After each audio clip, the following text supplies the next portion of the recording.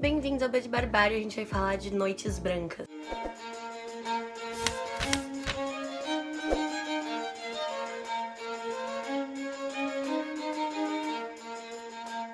Sim, eu continuo no projeto do Estou Cilindro, da Isa Vick, com a Raquel Toledo, que tá acontecendo mais lá no Facebook. E eu li Noites Brancas meio atrasado, mas li e assisti também a live da professora Raquel, gostei muito.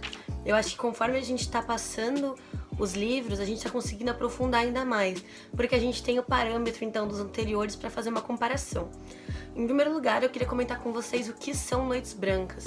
Noites Brancas é um fenômeno então que acontece em que no verão, algumas noites o sol ele abaixa um pouco e a noite não é que ela fica uma noite clara, ela fica uma noite branca, o céu branco, como se tivesse uma neblina. E nas grandes capitais ali da Europa, a única em que isso acontece, aparentemente, é São Petersburgo. Eu dei uma pesquisada, mas parece que em capitais mais próximas isso não acontece. Eu achei bastante interessante. Essas noites brancas vão ser um modo que o autor vai utilizar para ambientar essa questão da lucidez, do são e do insano, né? A gente falou bastante disso em A Senhoria, em que na Senhoria a gente nunca sabia se o personagem estava acordado ou dormindo, sonhando, o que estava acontecendo, se ele estava enlouquecendo, se ele estava, né, lúcido. E aí nesse caso a gente tem a impressão de lucidez do personagem, mas essas noites brancas então trazem pra gente essa atmosfera mais onírica, o que eu achei muito bacana, porque como a professora Raquel disse lá na live, isso mostra como a construção do Dostoiévski cresceu de um livro para o outro, né? Como ele consegue ambientar isso de outra forma. A gente tem também a mudança do narrador, né? Com o Ordinov, né, de A Senhoria, a gente tinha uma terceira pessoa ali narrando a história, o que mostra pra gente algumas vezes em que, apesar de ser um narrador onisciente, ele não se aprofundava no personagem, no protagonista. Nesse caso, o protagonista é o narrador. E a gente inclusive termina Noites Brancas sem saber exatamente o nome do narrador, porque ele não se apresenta pra gente. Então a gente vai chamar o narrador de o narrador mesmo, né? Durante toda essa novela. Esse livro também é importante do ponto de vista histórico na vida do Dostoiévski por dois motivos. Primeiro, que é um livro dos que ele lançou após a morte do Belinsky, que é aquele famoso crítico literário russo que estava contra Dostoiévski depois, né? Ali de o duplo pra frente. Então o Belinsky morre, deixa eu pegar aqui na minha colinha, em 47. Belinsky morre então antes da publicação de A Senhoria, e aí a gente já tem esses dois livros sem as críticas dele. É também o último livro que o Dostoiévski vai escrever antes da prisão. A gente vai ler ainda o Nietochka Niesvanova, que foi publicado antes da prisão dele, ou logo após, eu não me recordo, mas ele começa a escrever em 42, ele é publicado acho que em 49, o Nietochka, e o Dostoiévski é preso em 48, né, alguma coisa assim, mas a produção dele é pré-prisão, né. Só que a questão é, esse livro é um livro incompleto, né, Dostoiévski nunca terminou esse romance, então o último romance finalizado é Noites Brancas. E não é nem bem um romance, esse livro ele é mais uma novelinha.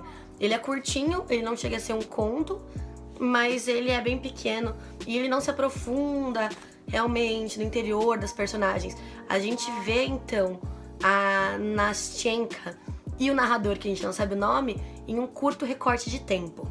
Ainda assim, a gente tem várias coisas em comum com obras anteriores do Dostoiévski, como, por exemplo, a relação que a gente pode traçar entre A Senhoria e Noites Brancas. Tanto o Ordinov quanto esse narrador são personagens pequenos, são homens pequenos, homens que não têm problemas sociais, mas que sofrem com problemas internos, que poderiam mudar o mundo, que têm essa capacidade de mudar o mundo, mas não tem motivação para tal. Além disso, essa novela é uma paródia dos romances da época. Eu achei muito bem pontuado isso pela Raquel, porque uma coisa que eu achei muito engraçada era como ele se declarava pra Nastenka, né? E eu ficava, meu, isso aqui tá forçado, mas não tá forçado sem querer. Não é aquele amorzinho, chuchuzinho, paizinho que a gente tinha em gente pobre, que é uma relação real de afeto que a gente vê ali. Nesse caso, ele era muito eloquente de sua dor, muito eloquente de seu amor, e eu tava achando que isso tinha sido feito de propósito, mas sem entender muito bem. Quando a gente pensa em paródia, a gente pensa numa repetição de alguma coisa com o intuito de criticar ou de fazer humor. E nesse caso, exatamente isso que o Dostoiévski faz. Ele amplia, então, a impressão que ele tem dos narradores e protagonistas de romances da época.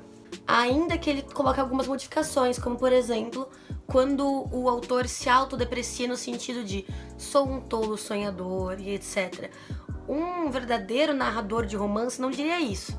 Ele poderia depreciar ali o momento, falar sobre sua melancolia, mas não a si mesmo e não ao seu ideário de mundo, né?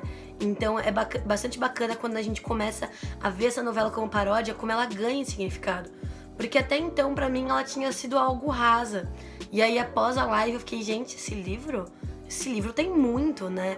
Que a gente acaba não conseguindo enxergar sem um complemento de informações. Por isso tá sendo tão bacana participar desse projeto.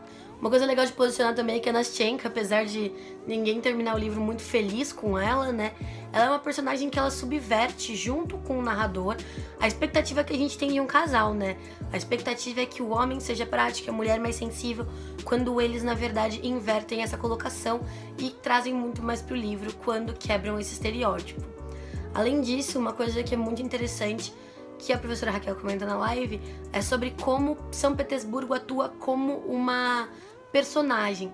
Isso me lembrou muito do Cortiço. A ambientação dos livros do Dostoiévski são tão importantes, e São Petersburgo ali como palco da maioria deles, assim como o Cortiço, né, da Luiz de Azevedo, que você passa a entender que a cidade tem coisas importantes. Então, por exemplo, os dois personagens principais, o Ordinov e o narrador, eles são dois flaneurs, né? Flaneur, né? São pessoas que flanam pela cidade. E flanar, andar pela cidade sem propósito, deixar a cidade te levar. Esse termo em português é cunhado pelo João do Rio, inclusive.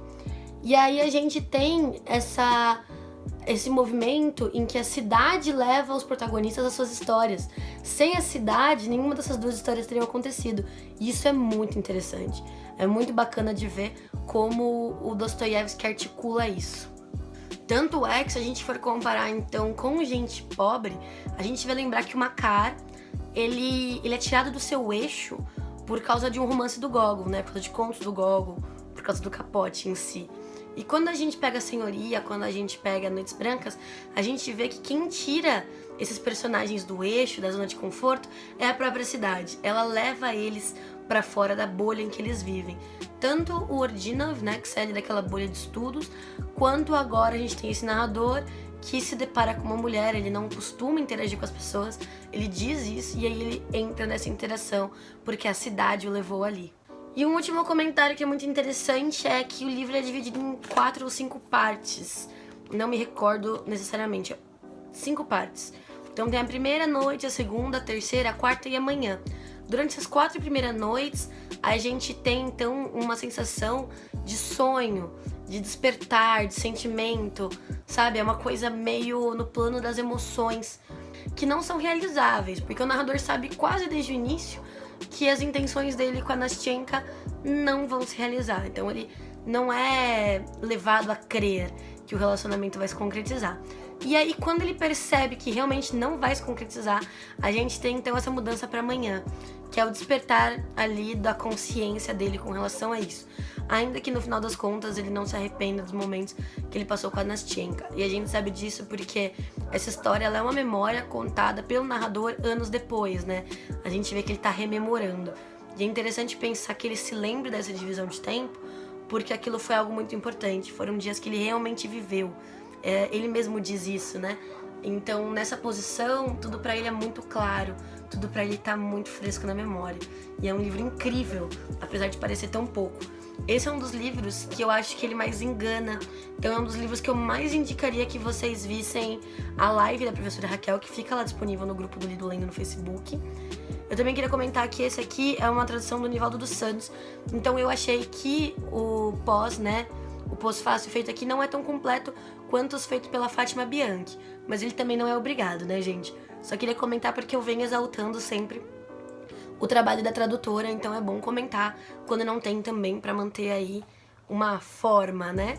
Espero que vocês tenham gostado desse vídeo. Se gostaram, se inscrevam no canal, clicando na bolinha com o meu rosto que vai aparecer aqui. Deem likes e dislikes de acordo com o que vocês acharem do vídeo, mas não se esqueçam de dizer o porquê não gostaram pra gente poder melhorar aqui. Espero que vocês tenham gostado, um beijo e até a próxima.